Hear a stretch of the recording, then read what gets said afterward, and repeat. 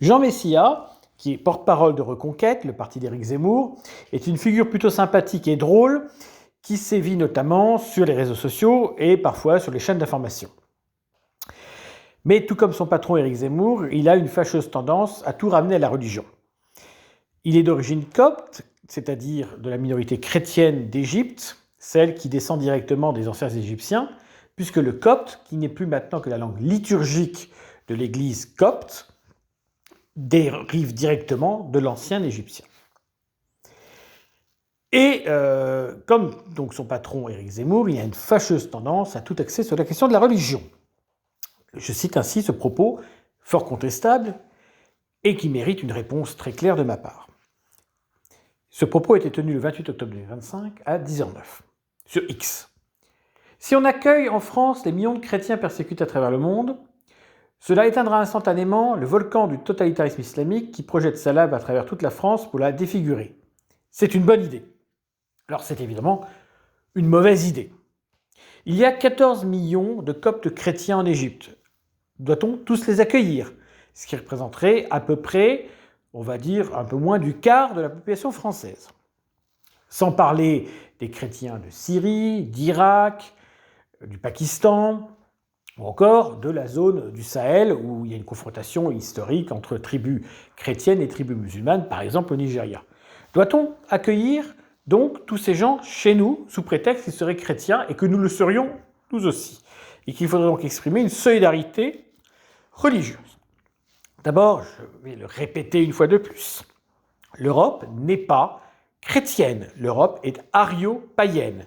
Elle a été christianisée, c'est vrai, sur un processus qui a duré 1000 ans, depuis l'époque de l'Empire romain jusqu'à la Lituanie du XIVe siècle, et depuis maintenant 2 siècles, tranquillement, l'Europe se déchristianise puisque les pouvoirs politiques n'ont plus les moyens d'imposer cette religion.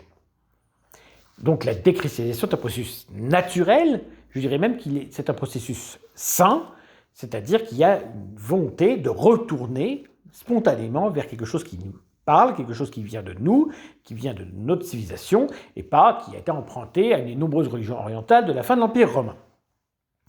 Donc, de ce point de vue-là, la question de la religion n'est pas un axe moteur. Nous voulons que l'Europe demeure européenne. Elle n'a vocation à héberger personne. Elle n'a pas vocation à un droit d'asile universel, que ce soit parce que les gens sont malheureux dans le monde ou parce qu'ils sont persécutés à cause de leur christianisme. La solidarité, elle doit être à l'égard des Européens, et à l'égard des Européens seulement.